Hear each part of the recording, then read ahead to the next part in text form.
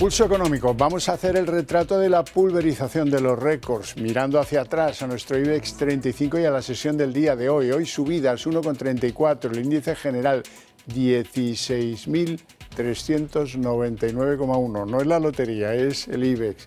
Algunos valores destacan por sus subidas en el día de hoy. Robi 4,49 es la que más sube. Puig 4,07 la segunda, Inditex 2,87 la tercera. En el lado del rojo ha habido compañías que hoy no han tenido un buen día. Es el caso de Solaria, que cae 4,03, Acción Energía se deja en la sesión 3,02 y Grifols 1,82. Y a continuación les voy a adelantar a modo de titulares algunos de los temas que vamos a llevar hoy en nuestra tertulia de análisis económico, la que mantenemos aquí cada tarde con los mejores expertos para que a ustedes no se les escape un detalle. Bueno, pues en nuestra tertulia hoy vamos a hablar de Repsol, porque Repsol se ha disparado considerablemente en las últimas 3 semanas y ha alcanzado máximos no vistos desde 2018. A pesar de eso, hay quien quiere, en el grupo de los que apoyaban a Sánchez al principio, los de Podemos, quieren que se nacionalice. Luego hablamos de eso. Hablaremos del Tesoro español, porque las demandas de letras a 3 y 9 meses siguen fuertes, a pesar de que se pagan ya un poquito por debajo del 2%. Los inversores han solicitado 5.500 millones, más del doble de lo que al final ha sido adjudicado. Dicho esto, les presento a nuestros invitados hoy. Don Juan Iranzo, catedrático de Economía Aplicada, director de Armadata. Muy buenas tardes. Pues encantado de compartir tertulia. Estupendo. Don Manuel Pino, analista financiero en XTB. Muy buenas tardes. ¿Todo bien? Todo bien. Me alegra mucho. ¿Qué os ha parecido la sesión? Bueno, empieza el frío en España, pero no en el IBEX 35. Es sesión destacada del IBEX respecto a sus homólogos europeos y mundiales. Hemos visto hoy Wall Street abriendo a la baja, con las empresas tecnológicas con caídas. En el caso de Nvidia fuerte, al conocerse que SoftBank, uno de sus principales accionistas, ha vendido sus participaciones. Y en el caso del IBEX, pues hemos visto sobre todo los sectores cíclicos, ¿no? La banca subiendo, BBVA respaldado por Goldman Sachs, Sabadell también subiendo a la espera de sus resultados del jueves, y también pues toda la caída que habíamos visto después de la OPA, que ya la ha recuperado, y también el consumo discrecional. Han sido valores los que se han quedado muy rezagados del selectivo en este 2025. Hablamos de Puig, hablamos de Inditex. Hoy, sin embargo, pues Puig se ha conocido que llegó a pujar por la parte de Kering, que se vendió a Louis Vuitton, y bueno, pues eso se ha premiado por la ambición del mercado. Y luego Inditex, pues resultados que nos esperan las próximas semanas, un valor que creemos que es positivo, con una cifra de ventas que se va a acercar a los dobles dígitos, tipo de cambio más favorable, márgenes más altos, flujo de caja que ya se va reduciendo menos. Y bueno, pues las utilities en el otro lado de la moneda, que han sido las castigadas ante una mayor certidumbre general y que ya sabemos que tienen ese comportamiento más defensivo y más ligado a los bonos, y que por tanto pues hoy han sufrido un poquito más. Profesor Iranzo. Bueno, pues efectivamente yo creo que en primer lugar se había producido un impulso que procedía de la subida ayer de Wall Street, aunque hoy haya ajustado, porque hay que tener en cuenta que Estados Unidos ha resuelto un problema muy serio que tenía, aunque todavía no haya entrado en vigor, que fue en este caso el parón de la administración pública como consecuencia de la falta de presupuestos. Y eso que lo vea el señor Sánchez, a ver si aprende de los costes políticos que tiene el no tener presupuestos, no sacar adelante la principal ley recurrente que hay que aprobar cada año. En segundo lugar, hay que tener en cuenta que los resultados de las empresas españolas son magníficos. Y además hay que tener presente que en el caso del IBEX son 10-12 empresas en las que generan la mayor parte de la capitalización del IBEX. Por tanto, estas empresas están diversificadas, con buenos resultados, con una presencia internacional muy sólida, y eso lógicamente pues incide en su valor en bolsa. Y luego, por otro lado, lo hemos dicho aquí varias veces, están yendo mejor las que reparten dividendo. Al final, los inversores cada vez quieren más rentabilidad y menos apuesta por la capitalización futura, no repartiendo dividendos, etc. Y ahora los dividendos son muy atractivos. Fíjese usted el caso del Sabadell, que yo ya le decía que seguiría ganando dinero a pesar de que no saliera la OPA. Yo era contrario a la OPA, ya está muy por encima del valor de cierre el día previo a conocerse la OPA. Por tanto, estamos hablando de sectores bancario, energético, etcétera, muy sólidos, y por supuesto Inditex también, una empresa que cada vez está más asentada a nivel internacional, y sobre todo ese mercado que hasta ahora tenía problemas, que era la venta online, bueno, pues ya se ha consolidado clarísimamente. Por tanto, yo creo que eso es lo que compran los inversores. Además, es que no hay muchísimas más alternativas. Eso es verdad. Vamos en Estados Unidos con los intereses de la deuda americana, del bono americano, que repiten por encima del 4,10%. Bueno, a ver, aquí hay varias cosas, ¿no? A pesar de que están bajando los tipos de interés en Estados Unidos, llevamos viendo 2 recortes consecutivos. En principio, el mercado descuenta que va a haber otro recorte en el mes de diciembre, a la espera de, como decía Juan, pues ahora vamos a conocer en principio el miércoles que ya se llegan a acuerdos para evitar el cierre de gobierno de 42 días, el máximo histórico, y empezaremos en principio a conocer nuevos datos. La última vez que pasó en 2013, cuando hubo el cierre de gobierno y pilló por medio los datos de empleo, se conocieron a los 5 días de resolverse, así que, bueno, vamos a ver si lo conocemos. En cualquier caso, ¿qué estamos viendo? Pues que por un lado recorte de tipos afectan principalmente a los tipos a corto plazo, a los bonos a corto plazo, y sin embargo los de medio y largo plazo pues tienen otro tipo de catalizadores que les impulsan en este caso su rentabilidad, ¿no? Hablamos por ejemplo de la inflación, tenemos los aranceles de por medio, una tasa efectiva promedio que ha pasado del 2% al 19%, hablamos de la debilidad del dólar, que al final importar más con un dólar débil pues es una medida o una presión inflacionaria, hablamos de estímulos fiscales gordísimos de 3 billones de dólares que vamos a emitir de nueva deuda en Estados Unidos, con una deuda sobre PIB del 120%, de estímulos monetarios con los recortes de tipos y, cuidado, el fin de la QT, el fin de la quantitative tightening, es decir, que ya los bonos que van renovando y que antes no se renovaban van a empezar a renovarse y van a empezar a comprar más, añadiendo más liquidez en los mercados, y esto todo pues hace que el dinero en circulación sea superior y que podamos ver una expectativa de inflación más alta en los próximos meses. Y eso es lo que nosotros creemos que va a impactar directamente en la rentabilidad de los bonos, que va a hacer que cada vez más los inversores digan, cuidado, que un país con un déficit fiscal del 6 y pico por ciento sobre PIB, con una deuda del 120% sobre PIB, con dificultad para ver de dónde consigue los ingresos, porque está claro que tienes que reducir gasto público, pero era una de las tareas de Elon Musk de principio de año, no se ha llegado a conseguir, y ahora ¿dónde recortas? A los veteranos, a la sanidad, a las pensiones. Está muy difícil. ¿Cómo lo consigues? En principio quieren aumentando los ingresos. ¿Cómo? Pues con la productividad ligada a la inteligencia artificial. Vamos a ver, porque en Estados Unidos ya estamos con algunas dudas de la inteligencia artificial, ¿no? Ahora las empresas, en vez de utilizar su flujo de caja, el dinero que tienen, empiezan a emitir deuda. Y aquí es donde ya las altas valoraciones, la alta concentración y tal, añades un riesgo que es ya no solo que el dinero que tengo, sino que además pido prestado para invertir en esta tecnología. Así que si sale mal algo, la caída puede ser gorda. Pero en cualquier caso, como digo, pues esos datos económicos sobre todo pues hacen que los inversores demanden una rentabilidad superior por la deuda y sobre todo pues en un entorno inflacionario. La rentabilidad superior es que precisamente la oferta es superior a la demanda. Por tanto, se están en ese sentido los bonos encareciendo significativamente. ¿Por qué? Porque en primer lugar hay que tener presente que Estados Unidos, la deuda pública norteamericana supera los 37 billones de dólares. Además, cuesta muchísimo financiarla, $1 billón aproximadamente cada año. Es superior al presupuesto de defensa, que está situado en 930.000 millones y es el más alto del mundo. Por tanto, los intereses de la deuda superan ampliamente otros gastos que consideran absolutamente imprescindibles y estratégicos.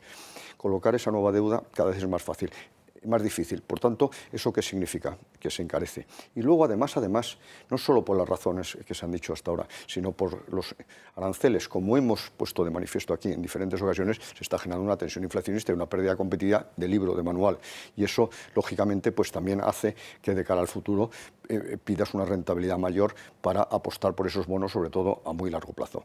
De tal manera que ahí hay un suelo que probablemente algo se rompa por debajo del 4% si efectivamente, como es previsible, la Reserva Federal sigue bajándolo, porque en este momento están al mismo nivel. De tal manera que yo creo que algo bajarán, pero evidentemente el volumen de deuda y ese altísimo déficit público que supera el 7% hace que el volumen de deuda siga aumentando, evidentemente. Vamos con las letras en España. El Tesoro ha sacado letras a 3 y 9 meses y a pesar de que ya la rentabilidad está un poquito por debajo del 2%, pues los inversores han solicitado el doble de lo que salía a subasta. Sí, efectivamente es 1,99 en letras a 3 y 9 meses. De tal manera que ¿eso qué significa? colocaciones a muy corto plazo. Es muy difícil sacar una rentabilidad sensiblemente superior en estos plazos, por tanto, tiene su lógica. Y en principio, hoy por hoy, las letras del Tesoro tienen bastantes garantías, es decir, es difícil la insolvencia, pero como sigamos por el camino actual, todo se andará. Pero hoy por hoy son atractivos y, sobre todo, en esas políticas lógicas de los inversores institucionales de diversificar el riesgo. Bueno, a ver, yo es que la verdad es que creo que la renta fija va a ser la gran damnificada de los próximos años, creo que va a haber un entorno inflacionario alto y en este sentido pues vemos como la rentabilidad de los bonos, como decía Juan, pues el 2% prácticamente y la inflación en un 3% pues hace que realmente, a pesar de que es tipos de horizonte más bajo, pues no tenga tanto sentido, ¿no? Veía estos días en redes sociales una imagen que la verdad es que es muy categórica, que es una tableta de Suchard desde el año 2020 al 2025, ¿no? Y se va viendo cómo cada año va subiendo de precio y no solo sube de precio, sino además se reduce lo que te ofrecen de la tableta, ¿no? Y ha subido un 88% desde el 2020, reduciendo además un 5% el producto, ¿no? La cantidad. Eso habla mucho de cómo es la erosión de nuestro poder adquisitivo y de cómo los precios han ido subiendo en los últimos años. Y en lo que yo creo que van a continuar con esta tendencia, porque seguimos viendo estímulos fiscales, estímulos monetarios de devaluación de las divisas fiduciarias, ¿no? Que ya nacieron en el 71 a raíz del shock de Nixon, ¿no? Y que los irresponsabilidad política y fiscal de la creciente deuda pues va a seguir, yo creo, limitando y devaluando. Y ante eso, pues creo que la renta fija, el comprar un bono ahora para en 10 años, sobre todo de los tipos a más largo plazo, garantizarte una rentabilidad cuando no sabes qué va a ser con la inflación y no sabes qué va a pasar, a mí me parece que puede ser, como digo, la gran danificada. Yo creo que hay 4 pilares básicos sobre la renta variable, por mencionarlo muy rápidos, que creo que van a ser positivos. Recortes de tipos, estamos en uno de los ciclos más altos de recorte de tipos de la historia sin estar en recesión.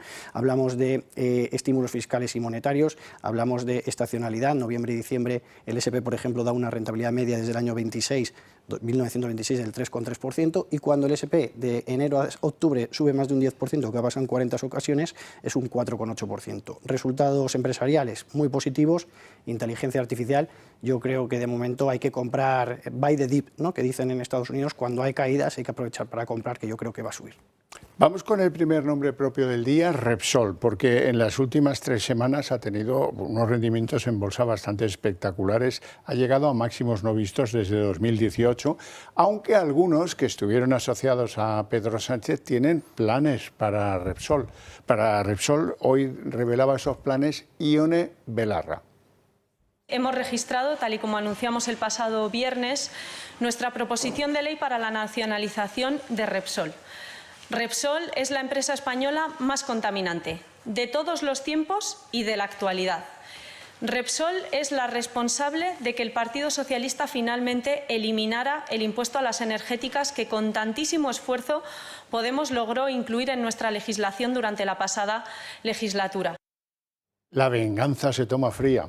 Sí, además hay que tener en cuenta los rendimientos, resultados y eficiencia de esta empresa cuando era pública, porque hay que tener en cuenta que se privatizó, que esta señora no está proponiendo la nacionalización de una empresa que no ha tenido experiencia en el sector público y solo ha mejorado sensiblemente, solo ha diversificado su actuación, solo ha mejorado muy significativamente sus beneficios en el sector privado, mediante una gestión privada y teniendo que dar cuenta a unos accionistas que son, en definitiva, entre los que buscan la rentabilidad, el dividendo, que de hecho, ¿qué es lo que están buscando ahora? Una rentabilidad entre este año y el próximo del 6,4%. Y ese es el atractivo fundamental que tiene Repsol, porque hay que tener presente que los datos que se publicaron el último día de octubre no eran muy favorables. 1.174 millones, que significaba una caída del 34% respecto al mismo nivel, a la misma época del año anterior. Pero eso que implica que en cualquier caso son unos resultados satisfactorios con el precio del petróleo como está, de tal manera que se considera que el nuevo plan estratégico que probablemente se presente en el mes de octubre, en el mes de marzo del próximo año, bueno, pues lo que hará es redefinir su estrategia y sobre todo diversificar. Ojo, que probablemente lo que peor les vaya, y luego hablaremos de ello, son las renovables. Esa apuesta por las renovables parece que en este momento no es lo más eficaz y eficiente, no es ganadora, ¿no? Manuel. Bueno, a ver, yo creo que la gestión de Repsol es magnífica. Eso es si no la mejor de las mejores empresas con un comportamiento más alto en Europa en el sector petrolero y energético de todo el 2025. Hay que tener en cuenta que el precio del petróleo ha bajado de los 82, que llegó a tocar como máximo en enero, a los 66 actuales, ¿no? Una caída de un 20%, y Repsol sube un 30 y pico por ciento, ¿no? En el año, con máximos históricos, un balance saneado, como decía Juan, una rentabilidad por dividendos 6,2, 6,40%, que es en un entorno de tipos bajos súper atractivo para los inversores, unos márgenes de refinos muy competitivos, se está premiando la transición energética también, porque se le premia un poco pues esa dualidad, ¿no? Es que está obteniendo ahora mismo entre la tradicional, ¿no? Y también pues otro paso también hacia las energías renovables. Y bueno, pues en general la verdad es que viendo los números y el porcentaje, que a pesar de las caídas en el precio del petróleo comparativamente año a año son superiores a la caída en el beneficio de la compañía, te habla de una gestión profesional, una situación de un balance saneado con unos dividendos altos. Yo creo que en 2026-2028 ese plan estratégico comunicará el año que viene, se seguirá en esa ambición y en esa propuesta para la recompra de acciones y los premios a los accionistas, y realmente pues es que cada número que vemos de Repsol es positivo. Entonces, pues nacionalizarla, pues... Bueno, son cosas de la señora Belarra. Cosas de la señora Belarra. Hablemos de Naturgy. Naturgy ha hecho algo muy inteligente, esquivar la prohibición europea que va a ir increciendo sobre el petróleo ruso y el gas licuado ruso, y ha firmado un acuerdo con una compañía norteamericana, Venture Global, para proveerse de gas licuado por 4.000 millones. Efectivamente, yo creo que es una buenísima noticia no solo para Naturgy, sino para España, porque significa garantizar durante 20 años 1 millón de toneladas de gas natural anuales, de tal manera que eso es muy importante, porque además es un gas natural que se produce en Luisiana, que yo creo que puede ser de fracking y que pagamos a unos precios bastante razonables. Y sobre todo salimos del circuito ruso, porque no olvidemos que España ha sido uno de los grandes compradores de gas natural a Rusia, y en este sentido pues significa diversificar y garantizar el suministro sin necesidad de acudir a Rusia. Yo creo sinceramente que el siguiente paso, que no creo que se vaya a producir, sobre todo con personas como la señora Belarra, es buscar gas natural mediante fracking en España, que probablemente en el páramo de Masa, y Manuel lo conoce muy bien, bueno, pues haya gas natural. Pero en este momento en España está prohibido no solo explotarlo, sino explorarlo. Bueno, pues yo creo que hay que acabar con eso. Solo podemos hablar de ello. Solo podemos hablar de ello. Ya veremos y en pocos programas, en este, por ejemplo. ¿Cómo ves, Naturgy? Bueno, a ver, es una buena noticia. Al final también entra dentro de ese marco comercial con Donald Trump, en el que la Unión Europea pues acordó miles de millones de dólares en importaciones de petróleo y de gas, en este caso pues gas licuado procedente de Alaska, y parece que China también iba a llegar a ese acuerdo en los próximos meses.